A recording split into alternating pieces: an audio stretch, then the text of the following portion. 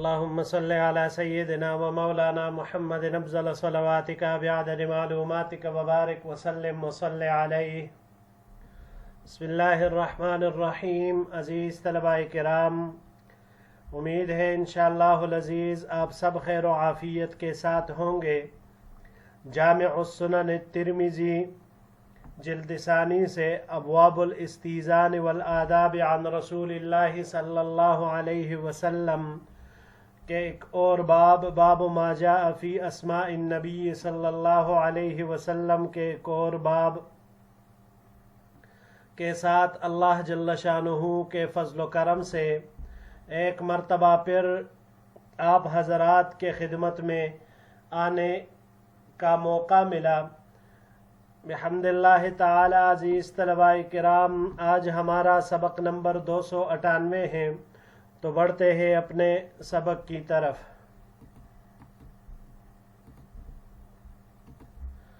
باب ما جاء فی اسماء النبی صلی اللہ علیہ وسلم. یہ باب حضور نبی کریم صلی اللہ علیہ وسلم کے ناموں کے بیان میں ہے. وبه قال حدثنا سعید بن عبد الرحمن المخزومی قال حدثنا سفیان عن الزہری عن محمد بن جبیر بن مطعم عن ابیہ قال.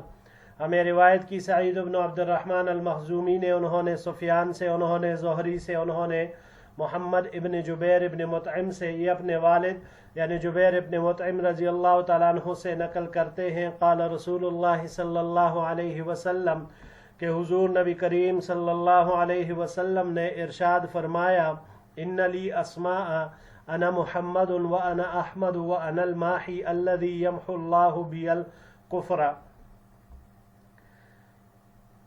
بے شک میرے بہت سے نام ہیں، میں محمد ہوں، میں احمد بھی ہوں، میں ماحی بھی ہوں صلی اللہ علیہ وسلم. ماحی الذی یمحو اللہ بی الکفر، اللہ تعالیٰ میرے سبب کفر کو مٹاتے ہیں. وَأَنَا الْحَاشِرُ الَّذِي يُحْشَرُ النَّاسُ عَلَىٰ قَدَمَيَّ وَأَنَا الْعَاقِبُ الَّذِي لَيْسَ بَعْدِي نَبِيٌّ. اور میں حاشر یعنی جمع کرنے والا ہوں صلی اللہ علیہ وسلم کہ لوگوں کو میرے قدموں پر جمع کیا جائے گا، اور میں عاقب ہوں صلی اللہ علیہ وسلم یعنی سب کے آخر میں آنے والا ہوں، میرے بعد کوئی نبی نہیں ہوگا. ھذا حدیث حسن صحیح. یہ حدیث حسن صحیح ہے. جی عزیز طلباء کرام، اس باب میں حضور نبی کریم صلی اللہ علیہ وسلم کے چند اسماء مبارک کا تذکرہ ہے. یاد رکھیے گا، حضور نبی کریم صلی اللہ علیہ وسلم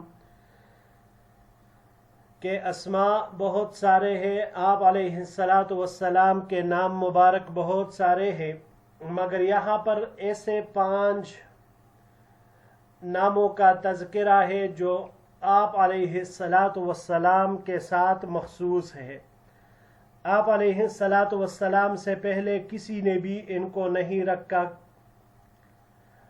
پہلی امتوں میں آپ علیہ السلام کے یہ نام معروف اور مشہور بھی تھے، اور ان خصوصیتوں کی وجہ سے یہاں پر آپ علیہ السلام کے ان 5 ناموں کو ہی ذکر کیا گیا. پہلا اس میں سے محمد صلی اللہ علیہ وسلم، یہ آپ کا مشہور ترین نام، قرآن مجید میں مکرر ذکر. معنی ہے اس کا کہ وہ ذات جس کی بار بار تعریف کی جائے، یا وہ شخص جس میں تمام قابل تعریف خصلتیں جمع ہوں. دوسرا احمد صلی اللہ علیہ وسلم، اس کا معنی ہے اللہ جل شانہ کی زیادہ حمد کرنے والا، تعریف کرنے والا. نبی کریم صلی اللہ علیہ وسلم کو قیامت کے دن مقام محمود میں کچھ ایسے کلمات القاء کیے جائیں گے کہ آپ سے پہلے ان کلمات کے ذریعے کسی نے بھی اللہ جل شانہ کی حمد و ثنا نہیں کی ہوگی. آپ تمام انبیاء میں سب سے زیادہ اللہ جل شانہ کے تعریف کرنے والے ہیں. اس وجہ سے حضور نبی کریم صلی اللہ علیہ وسلم کو سورۃ الحمد یعنی سورہ فاتحہ لواء الحمد، قیامت کے دن حمد و ثنا کا جھنڈا اور مقام محمود عطا کیا گیا۔ قرآن کریم میں اس کا بھی تذکرہ موجود ہے۔ حضرت عیسیٰ علیہ السلام نے ارشاد فرمایا، میرے بعد ایک نبی ہوگا جس کا نام احمد ہوگا۔ تو آپ کے اس نام کا تذکرہ قرآن کریم میں بھی ہے۔ تیسرا نام وَأَنَا الْمَاحِي صلی اللہ علیہ وسلم، ماحی مٹانے والا۔ تو گویا کہ حضور نبی کریم صلی اللہ علیہ وسلم کی وجہ سے اللہ جل شانہ کفر کو مٹائیں گے۔ اب اس کفر کو مٹانے سے کیا مراد ہے؟ تو بعض حضرات نے اس کی ایک یہ لکھی ہے کہ مطلب یہ ہے کہ حرمین شریفین اور پورے جزیرہ عرب سے کفر کو مٹانا مراد ہے۔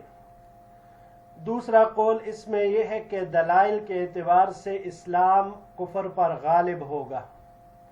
اور تیسرا قول اس میں یہ ہے کہ جو شخص اسلام قبول کر لے گا تو اس کی وجہ سے اس کے سابقہ گناہ معاف کر دیے جائیں گے، اور جو آپ علیہ السلام کی اتباع اور پیروی کرے گا تو آپ علیہ السلام کی برکت سے اس کے گناہوں کو مٹایا جائے گا۔ چوتھا نام آپ علیہ السلام کے اسماء مبارکہ میں سے حاشر ہے، صلی اللہ علیہ وسلم، جمع کرنے والا۔ اللہ جل شانہ قیامت کے دن سب سے پہلے حضور نبی کریم صلی اللہ علیہ وسلم کو اٹھائیں گے، پھر آپ علیہ السلام کے بعد دوسرے لوگ آپ صلی اللہ علیہ وسلم کے پیچھے ہوں گے۔ تو گویا کہ حشر کا سبب وہ حضور صلی اللہ علیہ وسلم کا حشر ہوگا۔ اور پانچواں اسم گرامی وَأَنَا الْعَاقِبُ، العاقب صلی اللہ علیہ وسلم، سب سے آخر میں، سب کے آخر میں آنے والا، مطلب کہ آپ کے بعد کوئی نبی نہیں آئے گا، آپ صلی اللہ علیہ وسلم ہی خاتم الانبیاء ہیں۔ پڑھتے ہیں اگلے باب کی طرف جی۔ باب ما جاء فی کراہیت الجمع بین اسم النبی صلی اللہ علیہ وسلم و کنیتہ، یہ باب اس بیان میں ہے کہ کسی کے لیے بھی حضور نبی کریم صلی اللہ علیہ وسلم کا نام اور آپ کی کنیت ایک ساتھ جمع کرنا مکروہ ہے۔ وبه قال حدثنا قتيبة قال حدثنا الليث عن ابن عجلان عن أبيه عن أبي هريرة رضي الله تعالى عنه، ہمیں روایت کی قتیبہ نے، انہوں نے لیث سے، انہوں نے ابن عجلان سے، انہوں نے اپنے والد سے، اور انہوں نے ابو ہریرہ رضی اللہ تعالیٰ عنہ سے روایت کیا ان النبی صلی اللہ علیہ وسلم نہا ان یجمع احد بین اسمہ وکنیتہ ویسمى محمدا ابا القاسم، حضور نبی کریم صلی اللہ علیہ وسلم نے اس بات سے منع فرمایا ہے کہ کوئی شخص آپ کے نام اور کنیت کو جمع کرے اور اپنا نام یوں رکھ کے محمد ابو القاسم۔ وفی الباب عن جابر ھذا حدیث حسن صحیح، اس باب میں حضرت جابر رضی اللہ تعالی عنہ سے روایت مروی ہے، یہ حدیث حسن صحیح ہے۔ وبه قال حدثنا الحسين بن حريث قال حدثنا الفضل بن موسى عن الحسين بن واقد عن أبي الزبير عن جابر رضي الله تعالى عنه قال قال رسول الله صلى الله عليه وسلم إذا تسميتم بي فلا تكنوا بي، ہمیں روایت کی حسین ابن حریث نے، انہوں نے فضل بن موسیٰ سے، انہوں نے حسین ابن واقد سے، انہوں نے ابو الزبیر سے، انہوں نے جابر رضی اللہ تعالیٰ عنہ سے، انہوں نے فرمایا کہ حضور نبی کریم صلی اللہ علیہ وسلم نے ارشاد فرمایا کہ جب تم میرے نام سے اپنا نام رکھو تو پھر میری کنیت سے اپنی کنیت نہ رکھو۔ ھذا حدیث حسن غریب، یہ حدیث حسن غریب ہے۔ وقد کرہ بعض اہل العلم ان یجمع الرجل بین اسم النبی صلی اللہ علیہ وسلم وکنیتہ وقد فعل ذلك بعضهم، بعض اہل علم حضرات نے حضور نبی کریم صلی اللہ علیہ وسلم کے اسم مبارک اور ان کی کنیت کو جمع کرنا مکروہ، ناپسندیدہ قرار دیا ہے، اور بعض کے نزدیک یہ جائز ہیں۔ اگلے سلائیڈ کی طرف بڑھتے ہیں جی۔ وروی عن النبی صلی اللہ علیہ وسلم انہ سمع رجلا فی السوق ینادی یا ابا القاسم فالتفت النبی صلی اللہ علیہ وسلم فقال، اور حضور نبی کریم صلی اللہ علیہ وسلم سے منقول ہیں کہ بازار میں آپ علیہ السلام نے ایک شخص کو یہ کہتے ہوئے سنا، اے ابو القاسم، تو حضور نبی کریم صلی اللہ علیہ وسلم ان کی طرف، اس شخص کی طرف متوجہ ہوئے۔ فقال لم اعنک، फ़क़ाल नबी सल्लल्लाहु अलैहि वसल्लम, तो उस शख्स ने कहा कि मैंने दूसरे शख्स को बुलाया, मेरा कस्त और इरादा आपके बुलाने का नहीं था। तो हुजूर नबी करीम सल्लल्लाहु अलैहि वसल्लम ने इरशाद फरमाया, ला तकन्नौ बिकुनियती। हुजूर नबी करीम सल्लल्लाहु अलैहि वसल्लम ने फरमाया कि मेरी कुनियत से अपनी कुनियत न रखा करो। हद्दसना बिज़ालिक अल हसन इब्न अली अल खल्लाल क़ाल हद्दसना यज़ीद इब्न हारून अन हुमैद अन अनस अन नबी सल्लल्लाहु अलैहि वसल्लम बिहाज़ा। हमें रिवायत की हसन इब्न अली अल खल्लाल ने, उन्होंने यज़ीद इब्न हारून से, उन्होंने हुमैद से, उन्होंने अनस रज़ी अल्लाह तआला अन्हु से, उन्होंने नबी करीम सल्लल्लाहु अलैहि वसल्लम से इसी रिवायत पर वफ़िल हदीस मा यदुल्लु अला कराहियत अय्युकन्ना अबल कासिम, और हदीस इस बात के ऊपर दलालत कर रही है कि कोई कुनिया रख के इसमें कुनियत अबुल कासिम पर। वबिही क़ाल हद्दसना मुहम्मद इब्न बशार क़ाल हद्दसना यहया इब्न सईद अल-क़त्तान क़ाल हद्दसना फ़ित्र इब्न खलीफ़त क़ाल हद्दसनी मुंज़िर व हुवा अस-सौरी अन मुहम्मद व हुवा इब्न अल-हनफिय्यह अन अली इब्न अबी तालिब अन्नहु क़ाल। हमें रिवायत की मोहम्मद इब्न बशार ने, उन्होंने यहया इब्न सईद अल-क़त्तान से, उन्होंने फ़ित्र इब्न खलीफ़ा से, उन्होंने रिवायत की मुंज़िर से, वो सौरी है, उन्होंने मोहम्मद से जो कि इब्न अल-हनफिय्यह है, उन्होंने हज़रत अली इब्न अबी तालिब रज़ी अल्लाह तआला अन्हु से कि उन्होंने कहा, या रसूलल्लाह सल्लल्लाहु अलैहि वसल्लम अरअयत इन वलिदली बअदक उसम्मीहि मुहम्मदन व उकन्नीहि बिकुनियतिक क़ाल नअम क़ाल फ़कानत रुख़्सतन फ़िय्या हाज़ा हदीसुन हसनुन सहीहुन। या रसूलल्लाह, मुझे बता दीजिए कि अगर आपके बाद मेरे यहाँ कोई बेटा हो तो क्या मैं उसका नाम मोहम्मद रख सकता हूँ और उसकी कुनियत आपकी कुनियत पर रख सकता हूँ? तो आप अलैहिस्सलातु वस्सलाम ने फरमाया, हाँ रख सकते हो। तो हज़रत अली रज़ी अल्लाह तआला अन्हु फरमाते हैं कि ये मेरे लिए हुजूर सल्लल्लाहु अलैहि वसल्लम की तरफ से रुख़्सत और इजाज़त थी। ये हदीस हसन सही है। जी अज़ीज़ तलबाए किराम, इस बाब में हुजूर नबी करीम सल्लल्लाहु अलैहि वसल्लम के इस्म मुबारक और उनकी कुनियत यानी अबुल कासिम को एक साथ रखने का मना करना ज़िक्र हुआ। अब इस मसले में उलमाए किराम के मुख्तलिफ अक़वाल हैं। इमाम शाफ़िई रहमहुल्लाह और अहले ज़वाहिर के नज़दीक अबुल कासिम कुनियत रखना मुतलकन ममनू है, चाहे उस शख्स का नाम मोहम्मद हो या अहमद हो या कोई और हो। वो इन रिवायात के ज़ाहिर के ऊपर नज़र करते हुए इस्तिदलाल करते हैं कि जिसमें नबी करीम सल्लल्लाहु अलैहि वसल्लम ने इस कुनियत से मना फरमाया। अल्लामा इब्न जरीर का मज़हब ये है कि अबुल कासिम कुनियत रखना मकरूह तंज़ीही और खिलाफ अदब है, हराम नहीं है। अगर किसी ने कर लिया तो खिलाफ अदब और मकरूह तंज़ीही का मुर्तकिब हुआ, लेकिन हराम का नहीं। तीसरा कौल इसमें यह है कि बाज़ हज़रात फरमाते हैं कि इस कुनियत को एक और नाम के साथ जमा करना जायज़ नहीं, लेकिन अगर दोनों में से किसी एक को इख्तियार किया जाए तो फिर वो जायज़ बग़ैर किसी कराहत के है। और चौथा जो मसलक है जमहूर का राजिह वो यही है कि भाई अबुल कासिम कुनियत रखने की ममानात ये हुजूर नबी करीम सल्लल्लाहु अलैहि वसल्लम के ज़माने के साथ ख़ास थी, क्योंकि उस वक़्त इल्तिबास का अंदेशा था। जैसे कि यहाँ पर हमने इस रिवायत में देखा कि एक शख्स ने बाज़ार में अबुल कासिम कहकर आवाज़ लगाई, किसी और को बुलाया। हुजूर सल्लल्लाहु अलैहि वसल्लम ने भी वो आवाज़ सुनी तो उसकी तरफ मुतवज्जे हुए, तो वो कहने लगा कि मैं आपको नहीं बुला रहा बल्कि मैं उस बुलाने को बुला रहा हूँ। तो फिर आप अलैहिस्सलाम ने फरमाया कि मेरी कुनियत से अपनी कुनियत न रखा करो। तो मालूम हुआ कि ममानात की वजह इल्तिबास थी और आप अलैहिस्सलातु वस्सलाम का दुनिया से तशरीफ़ ले जाना अब इल्तिबास का कोई ख़तरा नहीं रहा, इसलिए ये कुनियत रखी जा सकती है।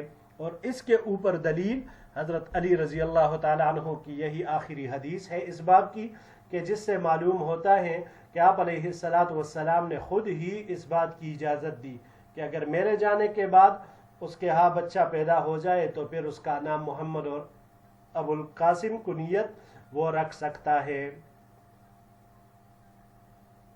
بڑھتے ہیں جی آخری سلائیڈ کی طرف۔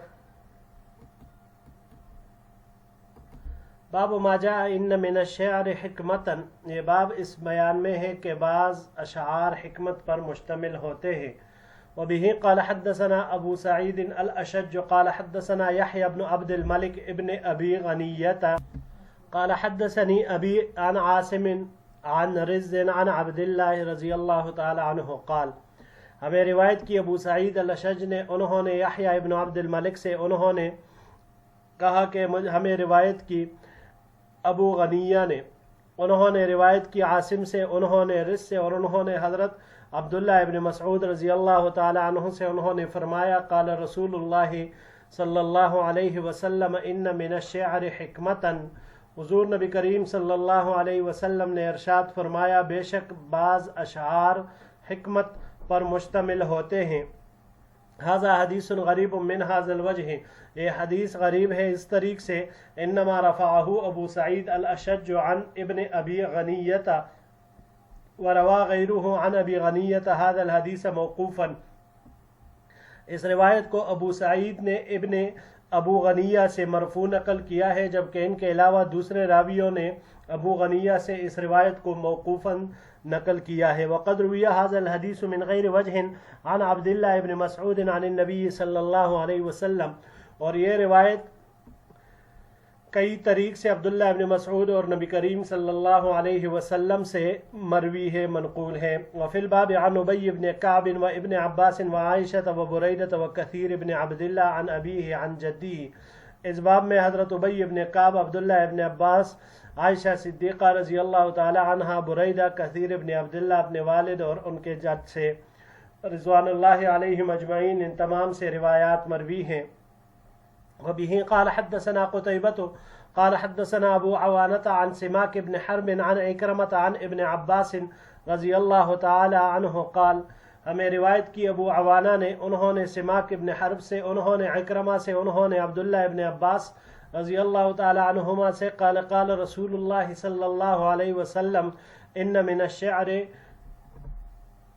حکما، عبداللہ ابن عباس رضی اللہ تعالی عنہما نے فرمایا کہ حضور نبی کریم صلی اللہ علیہ وسلم نے ارشاد فرمایا کہ بے شک بعض اشعار میں حکمت ہوتی ہے۔ ھذا حدیث حسن صحیح، یہ حدیث حسن صحیح ہے۔ جی عزیز طلباء کرام، جیسے کہ ان روایات سے معلوم ہوا کہ بعض اشعار وہ حکمت پر مشتمل ہوتے ہیں، واعظ و نصیحت ان میں ہوتی ہے، حکمت اور دانائی کی باتیں ان میں ہوتی ہے، ایسے ایسے واقعات، مثالیں اور تشبیہات ان میں ہوتی ہے کہ ان میں غور و فکر کرنے سے بعض اوقات بلکہ اکثر اوقات انسان بہت کچھ عبرتیں اور سبق سیکھ لیتا ہے۔ یہاں پر پہلی باب میں ان من الشعر حکمتن، ہا کے کسرے کے ساتھ آیا، یہاں پر ان من الشعر حکمن، حکمن ہا پر پیش اور کاف کے سکون کے ساتھ، یہ بھی حکمت کو کہا جاتا ہے۔ جی عزیز طلباء کرام، یہیں تک ہمارا آج کا سبق تھا۔ انشاءاللہ العزیز زندگی رہی تو اگلے درس میں ایک نئے باب کے ساتھ پھر آپ کی خدمت میں حاضر ہوں گے۔ السلام علیکم ورحمۃ اللہ وبرکاتہ۔